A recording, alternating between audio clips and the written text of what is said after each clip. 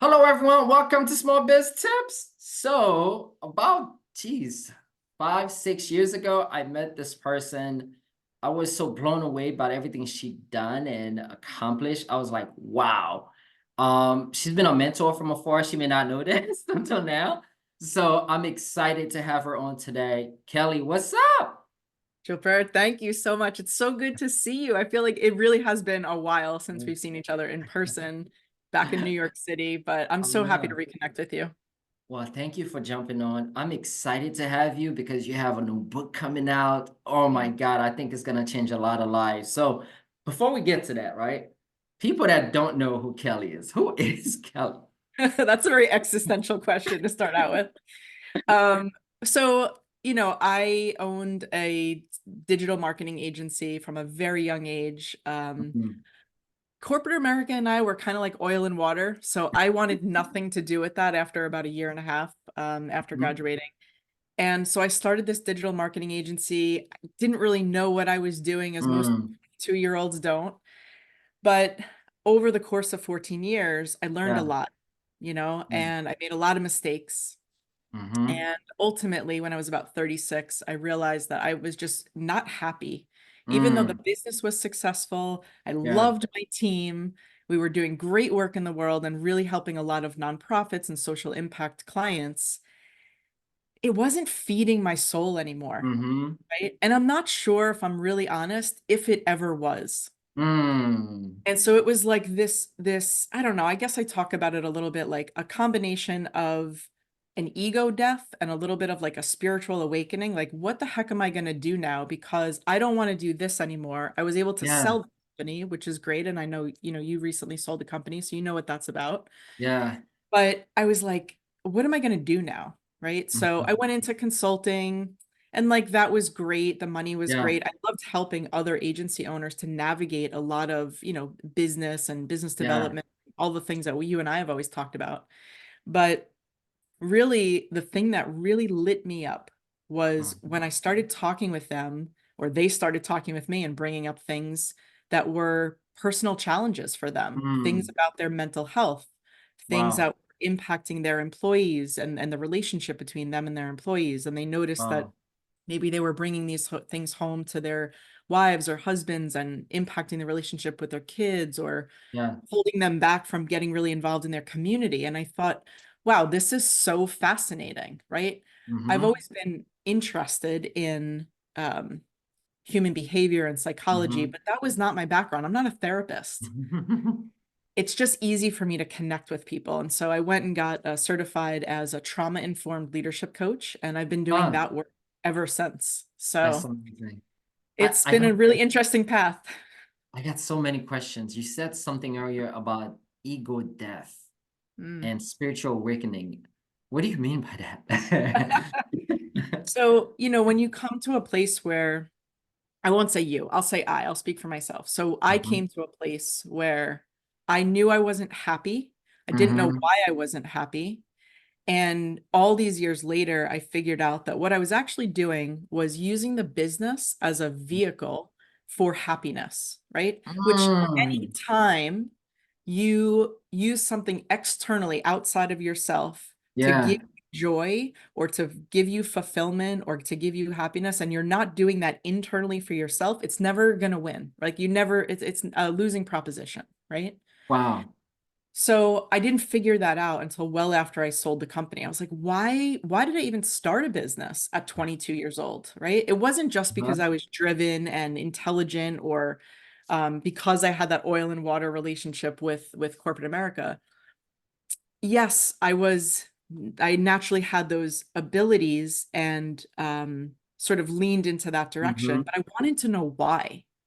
And Yeah. when I started unraveling and unpacking the why, that's when sort of the whole, let's say, my whole constructed worldview started to dissolve. And that's what I mean by Wow. an ego death, right? It's like, what is my place in the world? What is my purpose? What is my experience and expertise here to contribute? Yeah. Those are big existential questions, right? That most people don't take the time to actually think about. I agree 100%. It's funny you said that because I'm thinking about my first company and why I was doing it. And, and I'm starting to like, you're putting things into perspective for me. And I'm sure there's a lot of owners listening to this that might be thinking the same way. Yeah. So I'm curious, right? Because you actually wrote a book on, Heal to Lead. Tell us more about what got you to think maybe there need to be a book around this. Like, give us a little detail. How did that even come to mind? Yeah, so the through line is when I started asking myself all of those kind of bigger, deeper Yeah. questions, I was like, well, I can't be the only one thinking about Uh-huh. this, right? And I wonder how much of this void that I'm trying to fill with this business, Yeah. I wonder how much of this is actually correlated back to some childhood trauma that I experienced with, in my Mm. household. Um, and then when I started pulling that thread, it was like, oh, it wasn't just in my household. There were lots and lots of adversities that I encountered over the course of my, let's say, first 20 years. Yeah.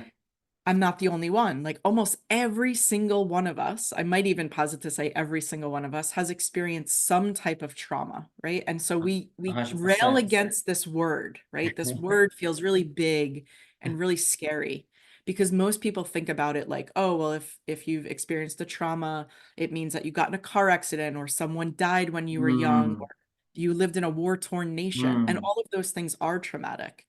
And many other things in that realm are sort of that big T trauma that we typically think about.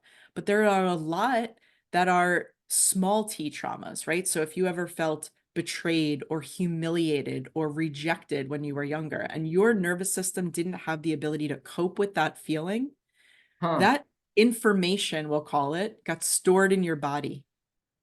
And that storing of information is now Yeah. imprinted so that it impacts every decision that you make going forward until you figure out that you need to integrate that. You need to unpack it with a Wow. therapist or, some other professional and integrate it into who you are and have a better understanding of yourself.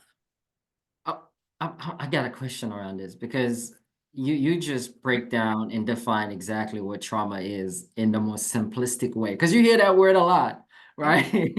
Yeah. But thank you for that. So I'm curious, how might leaders that, like founders of companies, people leading team, how might like they're realize those because sometimes, we on the go, we don't see the signs. Like, is there signs that we should be paying attention to? So I think, some of this really requires some self-awareness, right? Some Okay. curiosity.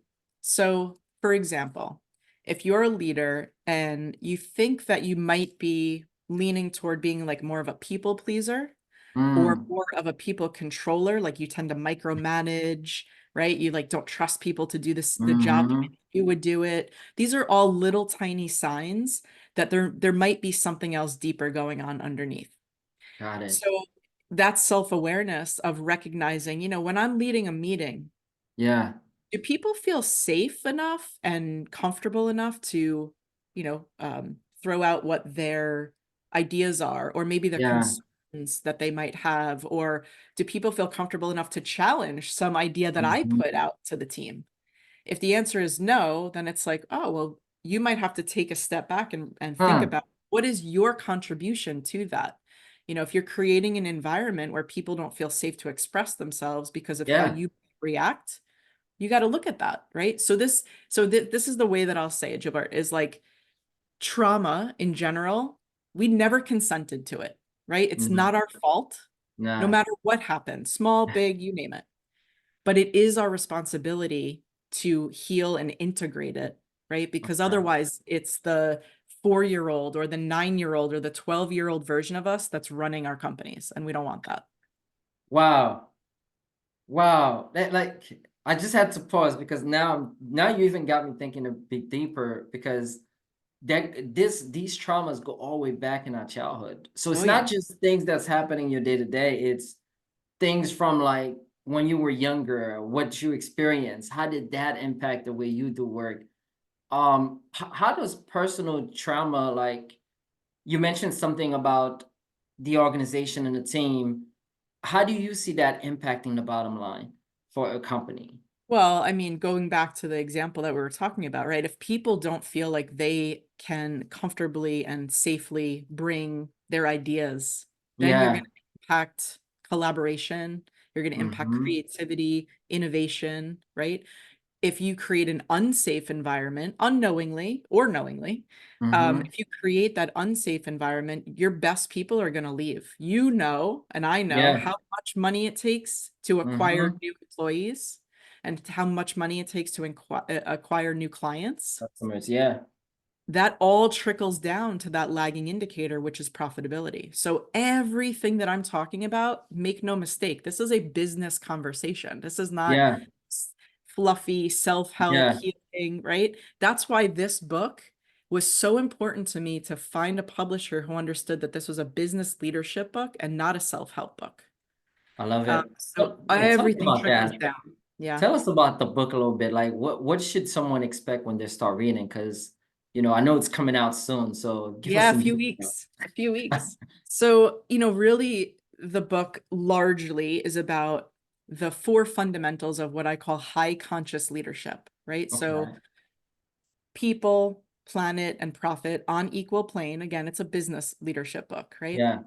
And I shouldn't even say profit, because we also talk about, leaders in other sectors like Mm-hmm. nonprofit, government, education, Mm-hmm. healthcare, where profitability isn't always the conversation. Maybe it's more about revenue, right? Impact. Yeah. So impact. So high conscious leadership, maybe you're familiar with, and some of the other people listening are familiar with conscious leadership, right? Which was something that came out about a decade ago from the Mm-hmm. former CEO of Whole Foods, John Mackey. Mm-hmm. Conscious leadership had this idea, or posited, that business, like the number one purpose of business, is not to make money. It's to create impact. It's to make Mm-hmm. sure that you're stewarding the environment. It's to make sure that you're taking care of your employees. And then the trickle down effect is that, yes, if you do all these things, Yeah. the in integrity, let's say, then it Yeah. will impact the bottom line in a positive way. So the piece here that I'm adding to that conversation is that part of being a conscious leader is about having a lot of self-awareness. But Yes. no one yet has talked about, well, how do I develop self-awareness? Yeah. And what I'm saying is conscious leadership is great. I want to sort of level that up a bit to say high conscious leadership is available to those people who are taking the responsibility to do the work on themselves, to Mm-hmm. do their own trauma integration work. And that's how you develop self-awareness, right? So it's not an overnight thing. This is not a Yeah. blue pill, right? Yeah. This is hard work and it's a lifelong commitment. But if you want to be in integrity and you want to lead a sustainable organization for a long Mm-hmm. time, this is the way. I'm curious what being in a space, who have you seen has been the example of high conscious leaders? Yeah, in the book, I actually have a number of people from a historical perspective and then Yeah. also present day leaders, right? So, in some of those examples, it's not only the Oprah Winfrey's of the world and the Michelle Mhm. Obamas of the world. It's not only celebrity. There are a lot of people running, corporations. And listen, Yeah. there are a lot of people who we don't even know because they're small Yeah. business owners, right? This Yes. is your audience. Lots and lots of small business owners are doing a great job at doing their inner work, leading companies, caring about their employees, making Mm-hmm. sure that they're also considering the environment. So there's tons of people out there doing this. It's just not, they're not as well known just because of, their status.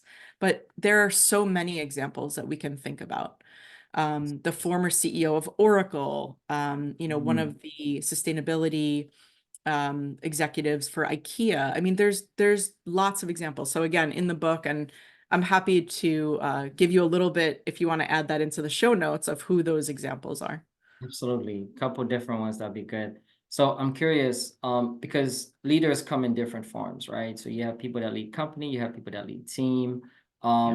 What have you seen has been kind of like, for people that's within the team, right? Because as the companies has grown, like what are some of the, I guess, examples or ways that you can suggest for someone that's leading a team? What should they be doing to not only bring that high level of consciousness out, but also be a better leader for the team? Yeah. So again, this book is for both emerging and Yeah. established leaders, right? So the emerging leaders are going to be people who maybe have never led teams before or Mm-hmm. have never had direct reports. Maybe they're in a managerial position. Maybe they're new in a director level position. They don't have to be C-suite, you know.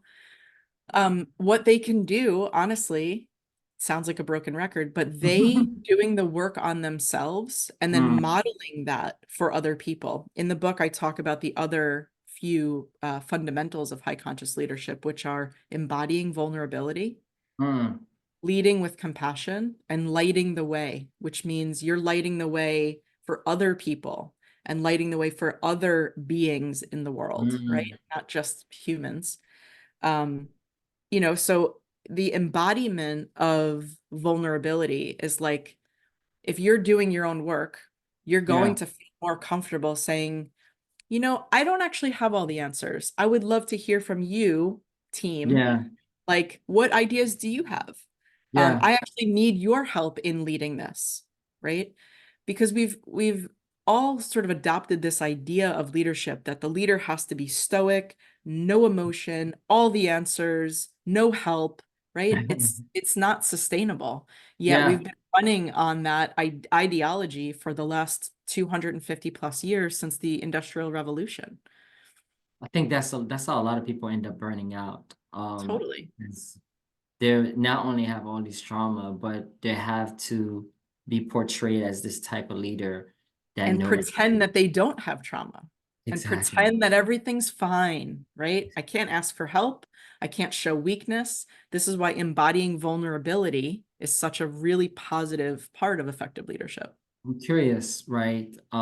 Because if you go in a lot of organization, they're trying to have that front.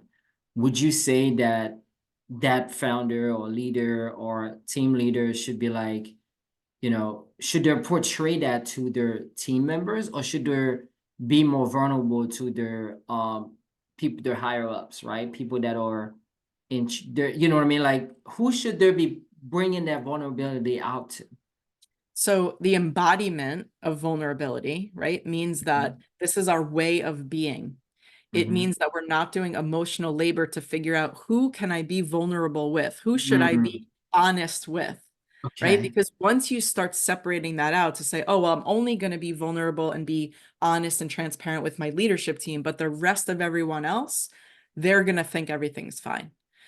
You're creating a split, you're creating distrust within the organization, right? Because Like now the you have to purpose. remember, who did I say what to?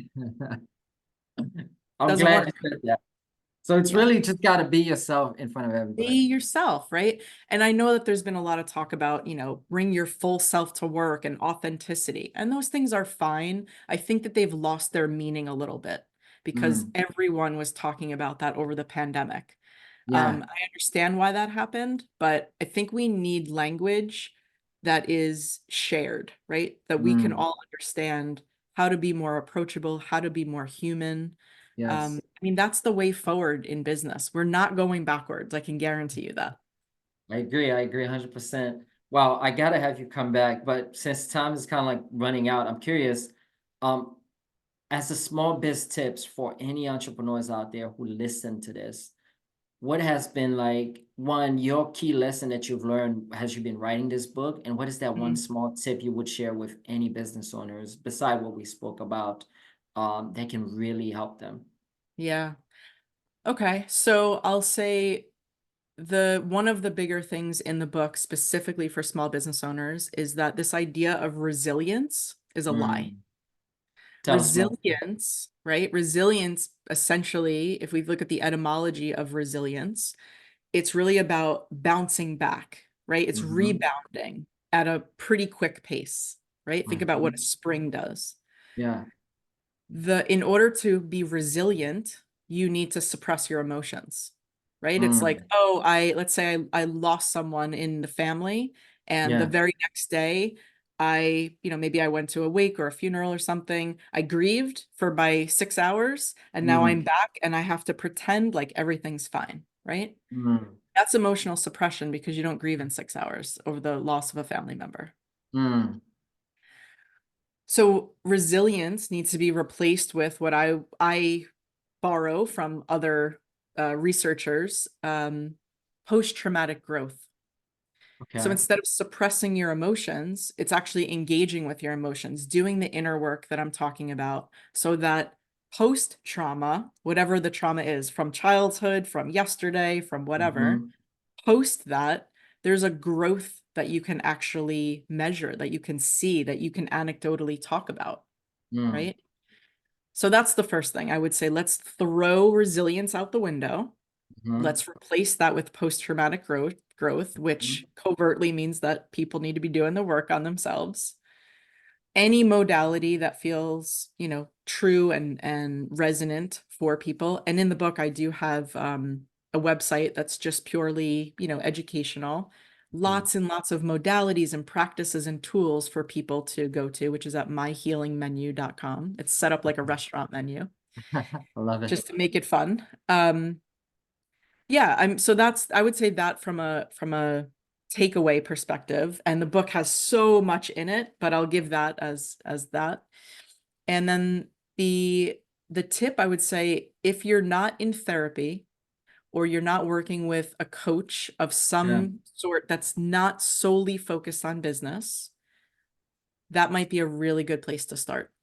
Okay. If you've never had a conversation with some kind of mental health professional or someone in that realm, life Yeah. coach, trauma informed coach, whoever, um, I think that's a great place to start. Fantastic. How do people get the book when it comes out? Where do they need to go? Because everybody needs to get that book ASAP. So right now it's available for pre-order on Amazon and Barnes and Noble, but honestly, the best place is probably to go to my website, only because it'll have all the Yeah. independent bookstores. It'll have a write-up about the book, testimonials, endorsements, things like that. You can read a little bit more about it before you decide to buy it. So that is just klcampbell.com. Fantastic. Guys, get that book. I don't have to say anything else. This was amazing. Thank you for jumping on and sharing this Yeah. with us. It even got me thinking more about what I got going on. So thank you for that. This is amazing. Guys, check Yeah. it out, and we'll see you next time. Thank Bye. you.